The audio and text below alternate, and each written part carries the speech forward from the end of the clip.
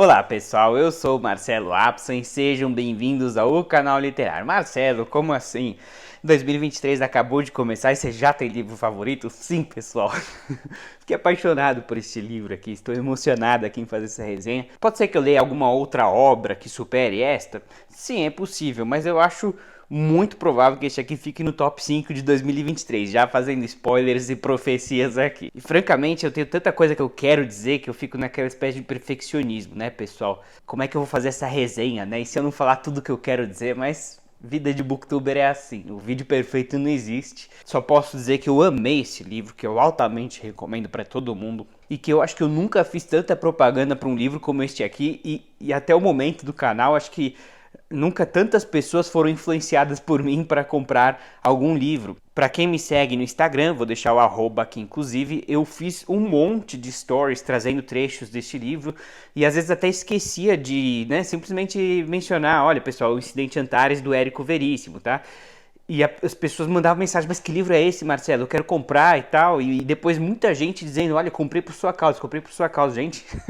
Mas só posso dizer que é uma jornada incrível e que eu tô muito triste de ter terminado. Mas antes de irmos para esta resenha, se você é novo no canal e gosta de resenhas de grandes clássicos da literatura, peço-lhe a gentileza de já se inscrever no canal, deixar sua curtida, não esquecer de comentar a resenha abaixo se você já leu o livro, o que você achou da resenha, suas impressões. E venho a lembrar que comprando esta obra aqui exposta ou qualquer outra, desde que pelos links abaixo, você apoia o canal com uma pequena comissão e não paga nada a mais por isso. E desde já eu agradeço o seu apoio. Pessoal, antes de entrar na resenha, vou dar aqui uma sinopse deste livro, obviamente sem spoilers, tá? Aqui nós vamos acompanhar esta cidade fictícia de Antares. Apesar da cidade ser fictícia, as localidades ao redor são 100% verídicas. Ela fica muito próxima do município de São Borja, próximo ao rio Uruguai, próxima à fronteira da Argentina, né? Aqui nós vamos acompanhar a história desse município fictício de Antares desde seu nascimento, com a família Vacariano, né? Um tal de Francisco Vacariano, uma espécie de patriarca aí, de uma família que se estendeu por gerações, mas que meio que fundou este povoado da Caveirinha, que mais tarde se tornou a cidade de Antares, batizada em nome de uma estrela. Pelas primeiras 200 páginas do livro, nós vamos acompanhar toda a história do Brasil. E eu falando assim, parece até um pouco maçante, né? Assim, se eu quero ler um livro de história, eu pego um livro de história. Por que eu vou pegar esse livro? Não, pessoal, muito pelo contrário, tá? Aqui você vai ter a história do Brasil de uma maneira muito divertida. Você vai passar pela Revolução Farroupilha, a Guerra do Paraguai, todos os presidentes do Brasil, a ditadura. Então você vai passar por períodos fundamentais na história brasileira, o Getúlio Vargas, o Juscelino Kubitschek, o Jânio Quadros, todos os eventos da história brasileira, mas você vai dar boas risadas e você vai se entreter, porque a história vai estar sempre entremeada com o enredo. O próprio Getúlio Vargas, por exemplo, é uma personagem que vai participar do nosso enredo. Então é simplesmente sensacional. O Veríssimo é um gênio. Então essas primeiras 200 páginas é a história do Brasil, mas também é a história da família Vacariano e do seu desafeto, a família Campo Largo, né? Esse Francisco Vacariano funda essa cidade de Antares, né? Esse vilarejo, povoado, né? E não tarda muito a chegar uma família rival, essa família Campo Largo. Eles vão se digladiar durante todos esses anos aí de história brasileira e vão participar efetivamente da história, da Guerra do Paraguai, da Revolução dos Farrapos. Eles vão ser participantes da história. Mas tudo isso, o Veríssimo ele tem um tom gogoliano aqui, né? Assim, de tirar sarro das personagens, das situações. Você vai dar boas risadas. Então é um livro muito leve, tá, pessoal? Isso que acho que é sensacional. Você simplesmente lê e não percebe as páginas fluírem, sabe? Aquela leitura que você vai lendo e quando você vai ver, você fala, puxa, eu já li 100 páginas e agora vai terminar esse livro daqui a pouco. É assim, tá? Então é uma verdadeira aula de história do Brasil, né? Assim, ele é muito minucioso, né? Vai tratar, sei lá, do atentado ao jornalista Carlos Lacerda, os partidos, né, na época ali do Getúlio, o Estado Novo, putz, tudo que você pode imaginar aí de história brasileira, de novo entremeado com um enredo legal, né? As personagens vão viajar para ver o Getúlio, para tentar se comunicar com algum presidente, tentar um favor político, alguma coisa assim. Aqui ele vai denunciar muito fortemente o coronelismo, né? Porque essas duas famílias, Vacariano e Campo Largo, não só mandam na cidade, como talvez um pouco no Brasil, né? Assim, essas grandes famílias, grandes proprietários de terra, latifundiários e pecuaristas, eles tinham um poder não só econômico, mas político, né? Eles simplesmente se reuniam com os políticos, o prefeito, né? Vereadores, e eles tinham uma influência muito forte que a gente vai acompanhar aqui. E obviamente eles eram conservadores, pró-ditaduras e tudo mais, né? Então aquelas pessoas até racistas, e o Veríssimo, ele tira um sarro com isso, ele quer escancarar mesmo, sei lá, esse Tibério Vacariano, um coronel, já mais pra frente na geração dos vacarianos, e ele é altamente racista, ele é bem caricato, né? Mas, por um lado é caricato, mas acho que retrata uma face que o Brasil teve e infelizmente ainda tem, né? A gente eventualmente ainda conhece uma pessoa assim, meio herdeira desses trejeitos de coronéis, né? Outra coisa interessante é que esse livro pode dar certas coisas que um livro de história não pode dar. Como eu disse, a interação das personagens da história com as do enredo, né?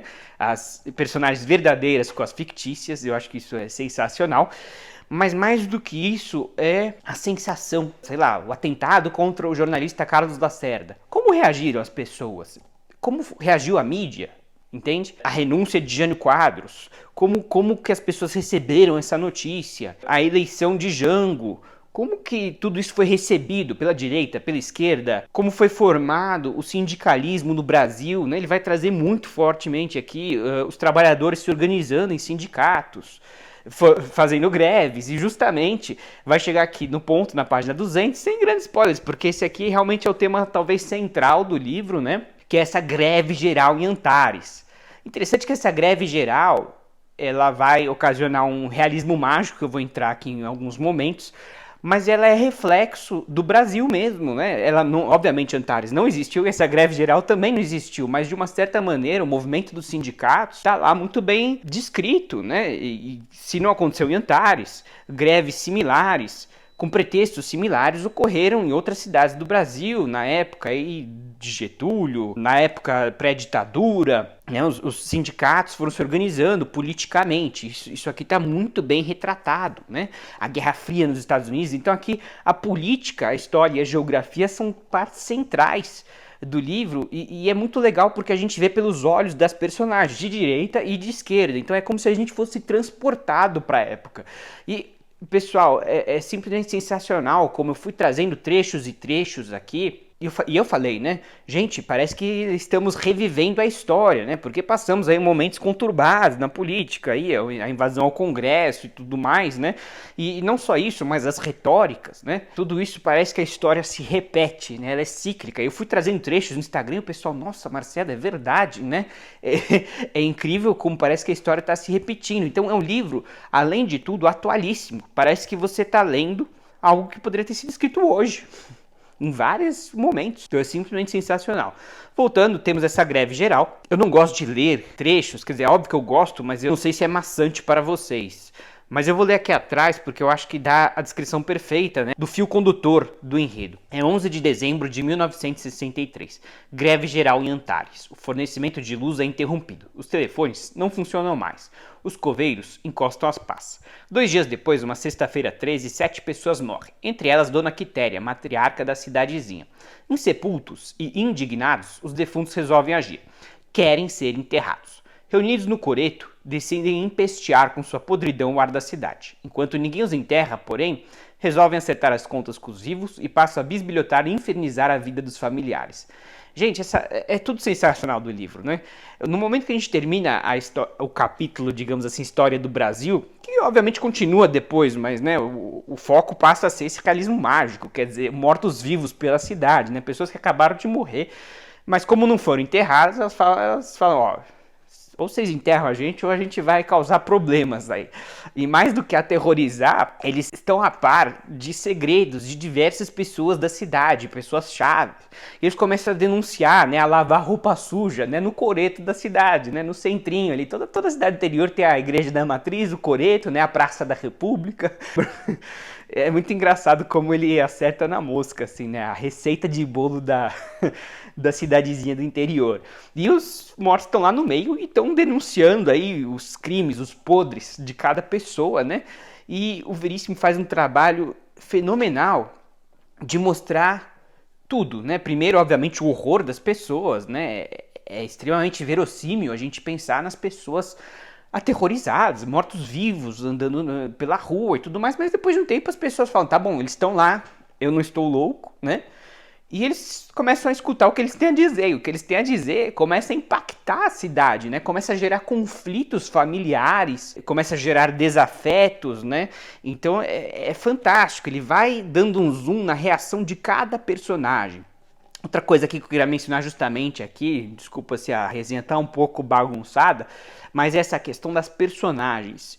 Eu sempre falo, do que é feito um bom romance? De personagens. E do que são feitas boas personagens?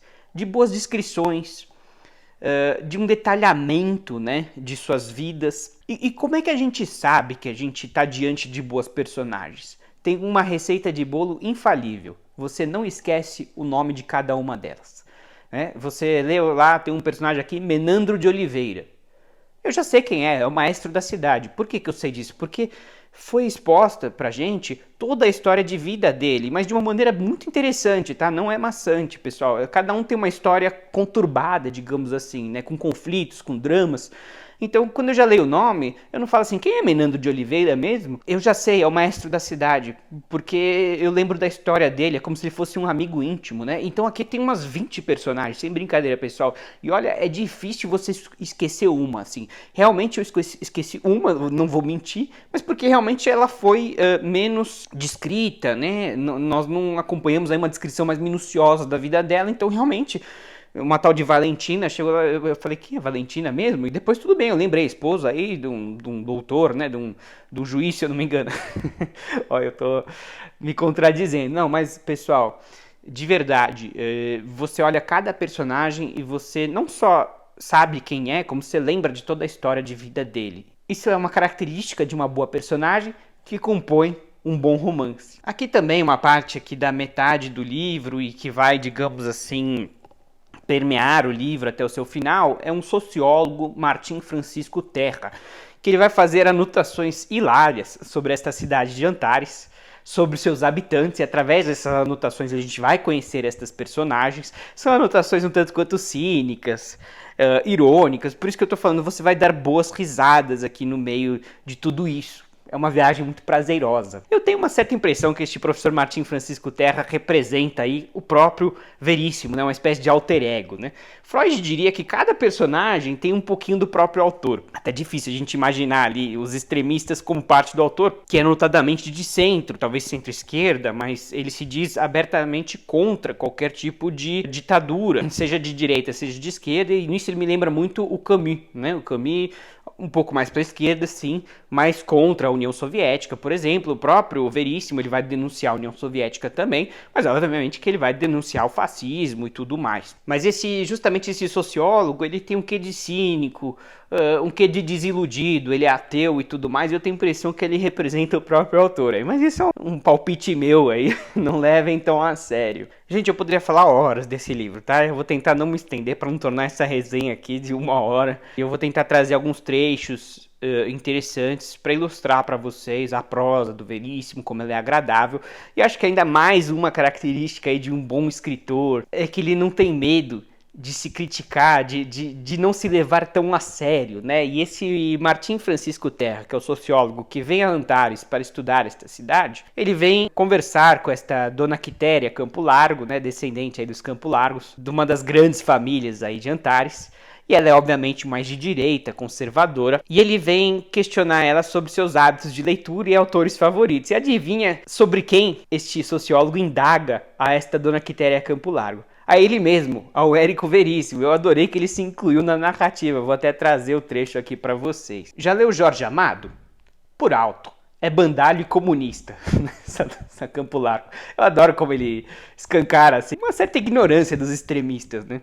Tudo que é um pouco de esquerda já é comunista, né? E o nosso Érico Veríssimo? Nosso?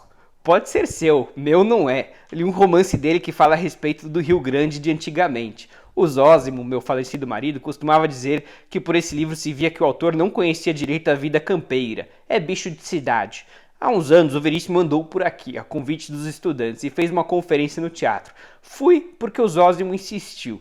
Não gostei, mas podia ter sido pior. Quem vê a cara séria desse homem não é capaz de imaginar as sujeiras e despautérios que ele bota nos livros dele. A senhora diria que ele também é comunista? O cinismo, gente, é hilário, né? Dona Quitéria, que mastigava uma broinha de milho e mais que nunca parecia um pequinês, ficou pensativa por um instante. O professor Libindo costuma dizer que, em matéria de política, o Érico Veríssimo é um inocente útil. Gente, sensacional, né? Um autor que não tem pudores em se inserir na obra de uma maneira assim, de tirar um sarro consigo mesmo. Acho que ele teve o efeito justamente o contrário. Para mim, ele ganhou muito respeito de ter essa coragem, essa iniciativa de se expor dessa maneira. Aqui eu gostaria de trazer um trecho muito interessante para vocês, queridos inscritos, que antes acho que cabe aqui uma pequena introdução. Este trecho me lembrou muito o poema O Grande Inquisidor, que é parte integrante, né, do romance de Dostoiévski, Os Irmãos Karamazov. E lá, Alyosha, né, que é um noviço, está discutindo com Ivan Karamazov, que é um ateu, né, eles são irmãos, mas totalmente opostos, diríamos assim. Ali o Ivan, ele quer contar para o Alyosha esse poema, né? Eu vou resumir porque é muito grande aqui, né? Mas basicamente ele diz o seguinte, que se Jesus Cristo voltasse durante a Inquisição, ele seria queimado na fogueira. Ele seria considerado subversivo com essas ideias de liberdade, de amor ao próximo, né? Muito interessante, né? Uma crítica. Espero que os católicos aí não se ofendam, inscritos aqui do canal, mas eu acho que mais do que uma crítica à igreja, pelo menos da época, que ele está criticando os valores da sociedade, né? Que o próprio conservadorismo em si, às vezes no seu extremismo, tá? Não estou denunciando aqui, como eu falei, eu evito entrar em política no canal, mas obviamente que o extremismo, né? Nenhum extremismo é bom nem de direita nem de esquerda, que já adianto aqui. Mas o extremismo de direita acaba por ser excludente, né? E é algo que vai contra os próprios valores cristãos.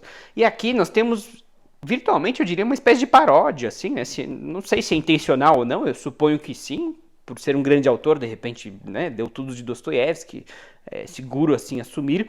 E aqui nós temos um padre Pedro Paulo, que ele é uma figura central aqui em todo o romance, né, de Incidente Antares, que ele é mais à esquerda, né, tanto que ele é chamado de o padre comunista, mas na verdade várias vezes ele fala, né, comunista é você querer um pouquinho mais de justiça social. Obviamente que ele não é comunista, mas ele é tido como comunista já que ele prega o amor ao próximo, um pouco mais de caridade, né, aos pobres, até porque tem aí uma favela chamada Babilônia nos arredores da cidade, que ninguém não tá nem aí para ela, e ele é o capelão ali dessa favela, né, então ele é uma figura central entre os operários e tudo mais, e aqui ele tá confrontando um delegado, um tal de Inocêncio Pigarso. Eu acho até engraçado o nome, que é irônico, né, porque de inocente esse delegado com certeza não tem nada, porque ele é um torturador. Aqui nós nem estamos ainda na ditadura, mas já temos aí um delegado que está a serviço do coronelismo, né, da direita ultraconservadora.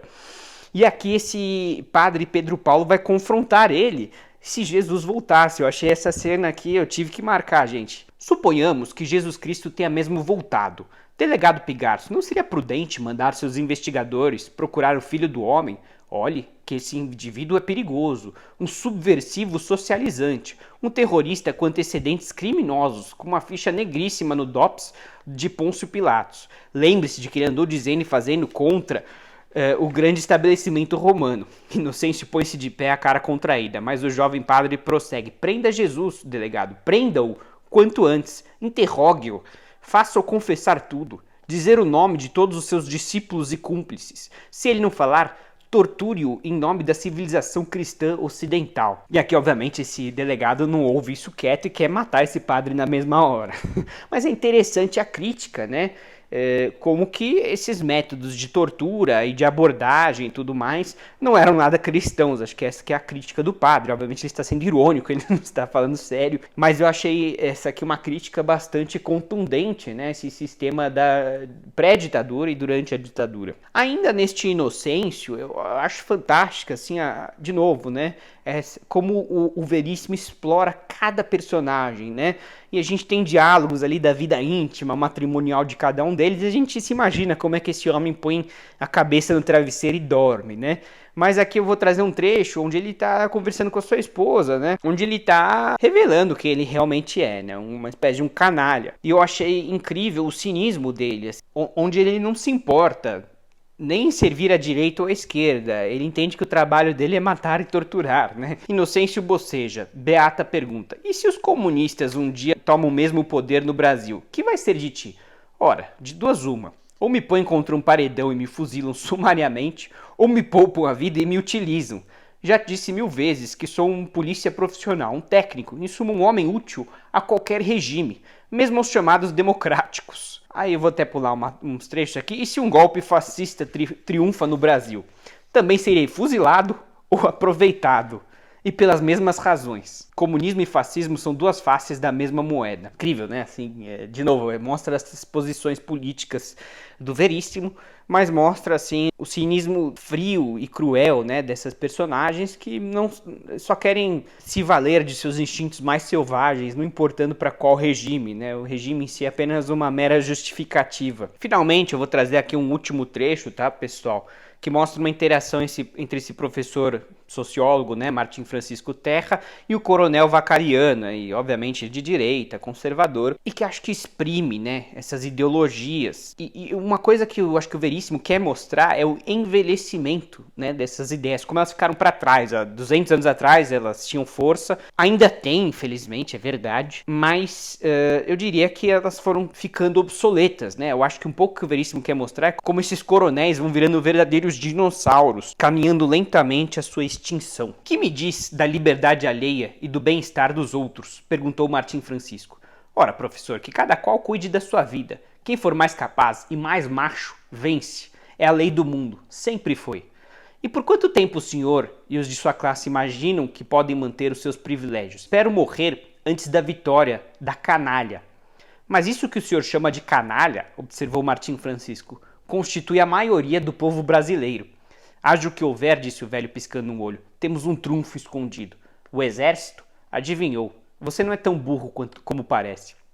Mas já pensou, coronel, que um golpe de exército pode levar o país tanto para a esquerda como para a direita? E não lhe ocorreu também que, uma vez no poder, os militares podem facilmente dissolver os partidos e alijar os políticos profissionais e os coronéis quero dizer, os coronéis honorários, como o senhor, quis dizer os coronéis de meia tigela, mas ele não quis falar isso. As Forças Armadas, moço, um dia vão apertar os parafusos frouxos deste país. Precisamos, antes de mais nada, de ordem. Interessante, né? Como ele consegue, em poucas linhas de diálogo, mostrar aí os opostos, né, na política. Eu nem diria opostos, porque esse Martim Francisco não é um comunista, né? Apesar de ser tido como, e eventualmente ser até considerado persona non grata, né, em Antares. Eles não são, na verdade, opostos politicamente, né? Esse professor, ele é de centro, ele é a favor das liberdades, talvez mais à esquerda, como geralmente são, assim, as pessoas mais do meio universitário. Nada de errado nisso, eu só sou contra, como eu falei, os extremismos de qualquer lado. Eu acho que a liberdade individual jamais pode ser cerceada, né, de imprensa, de voto, né. Acho que todo mundo aqui imaginou, que todo mundo que acompanha aqui o canal, ninguém é a favor de nenhum tipo de ditadura, nem de direita nem de esquerda. Nisso eu acho sensacional o autor que condena qualquer ditadura que seja. Mas, de novo, eu acho assim que ele quer escancarar essa polarização, como ela é danosa. E, de novo, parece que a gente está revivendo a história, né, nos dias de hoje. Assim, muitos desses diálogos que eu fui passando, eu falei, gente, poderia ter ocorrido hoje, né?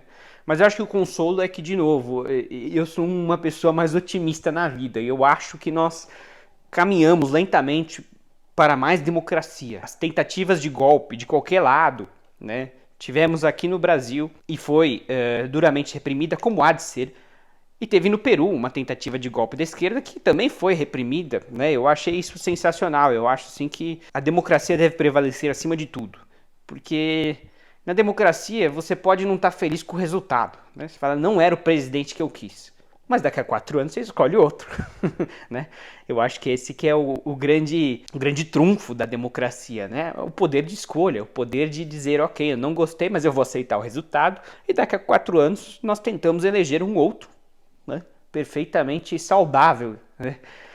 O que nós não podemos ter é uma pessoa que se prolongue indefinidamente no poder, seja de direita, seja de esquerda, né? Eu acho que a história aos poucos está mostrando isso, né? A gente está vendo isso em diversos países, né? Essas tentativas de golpe sendo frustradas, seja de direita, seja de esquerda, a democracia prevalecendo, o mundo sinalizando, né, o que ele quer. Talvez seja a minha visão positiva, otimista, né? Mas por isso eu acho o papel da literatura fundamental. E eu até grifei aqui o Pós-Fácil, onde ele fala que esse livro é um libelo pela liberdade. Eu nunca faço isso, mas vou ler até um trechinho aqui do Pós-Fácil, porque, gente, até o Pós-Fácil é incrível. O romance, além de ser uma visão crítica e profunda da sociedade brasileira, insiste na tese de que é dever de todo escritor dar testemunho sobre seu tempo, pois a liberdade é e sempre será a matéria-prima das artes e do pensamento. Em contraste, Incidente Antares, espécie de súmula da obra de ficção de Érico, tem outra característica interessante, o humor. Se existe algo terrível que a supressão da liberdade provoca, é a impossibilidade de rir, a perda da alegria de viver. O Brasil da era militar também era assim. Muitos haviam perdido o impulso da alegria. Por isso, o bom humor do romance de Érico tem a força de uma declaração política. Trata-se de um livro que desperta o riso. Não o riso fácil e impostado da falsa euforia, do esquecimento, da alienação, mas o riso, às vezes apenas sorriso, da ironia capaz de perceber, por trás das verdades de fachada, impostas por poderosos de má fé, a verdade do medo em que eles vivem e a fragilidade de suas imposições. Incidente Antares é um livro de amor à literatura. Gente, dá vontade de chorar. Lindo, eu não sei o que dizer. Eu só posso dizer que eu fiquei com muita vontade de ler mais obras deste grande autor. Me surpreendeu em todos os aspectos. Por isso que eu estou falando aqui o melhor livro de 2023, porque é possível que ele seja, inclusive, o primeiro, tá, pessoal? Pode ser que eu leia outra coisa que, né? Eu falo, não, isso aqui superou, mas com certeza entre o top 5 ele tá. Eu gostaria até de falar mais, mas eu acho que eu já falei aqui o suficiente. Leiam, tirem suas próprias conclusões, porque eu acho assim que esse é um livro que todo mundo deveria ler. Ele retrata muito bem a situação que nós vivemos atualmente e uma ótima aula de história do Brasil, tudo num tom muito bem humorado, um realismo mágico, os mortos não morrem, né? Eles ficam insepultos. Mas eu acho que isso é uma parte tão pequena do livro, assim, no sentido, assim, esse milagre, que, poxa, é um realismo isso aqui, né? A magia é uma pitadinha aqui, né? O fantástico aqui, não é um Harry Potter, não é magias para todos os lados. Muito pelo contrário, é 99% aqui de história, geografia, humor e tudo mais. Eu acho que é isso, né, pessoal? Me estendi bastante. Não se esqueça de deixar seu comentário, o que vocês acharam da resenha, se já leram o livro, já leram outras obras do Veríssimo. Comentem aí embaixo, por favor. E é isso, deixem sua curtida e nos vemos na próxima. Muito obrigado, pessoal, e um grande abraço.